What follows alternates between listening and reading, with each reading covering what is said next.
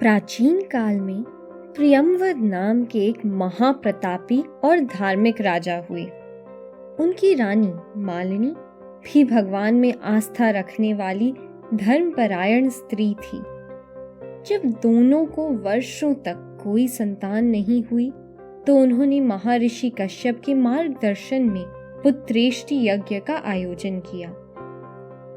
यज्ञ के उपरांत उसके प्रसाद का सेवन करने से कुछ समय पश्चात रानी मालिनी गर्भवती हुई। राजा प्रियंवद और रानी मालिनी के हर्ष की सीमा नहीं थी, परंतु विधि का विधान कुछ और ही था। रानी को पुत्र तो हुआ, परंतु मृत। राजा रानी दोनों दुख के सागर में डूब गए।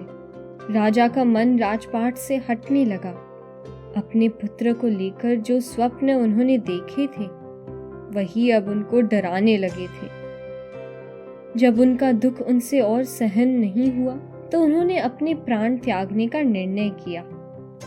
जब राजा अपने प्राण त्यागने ही वाले थे, उनके सामने एक देवी प्रकट हुई और उन्होंने राजा से कहा, हे राजन, मैं ब्रह्मा की मानस पुत्री देवसेना हूँ। सृष्टि की मूल प्रवृत्ति के छठे अंश से जन्म लेने के कारण मुझे षष्ठी भी कहते हैं। छठ माता ने राजा से कहा, तुम अपनी रानी के साथ मिलकर मेरी विधिवत पूजा करो और दूसरों को भी प्रेरित करो। इस प्रकार मेरी आराधना करने से तुम्हारी मनोकामना अवश्य पूरी होगी। राजा ने आत्महत्या का विचार त्याग कर रानी मालिनी के साथ छठ का पूजन किया और अपने राज्य के सभी नागरिकों को भी यह व्रत रखने को कहा। इस प्रकार छठ माता की पूजा करने से राजा रानी की मनोकामना पूर्ण हुई और उन्हें एक सुंदर पुत्र रत्न की प्राप्ति हुई।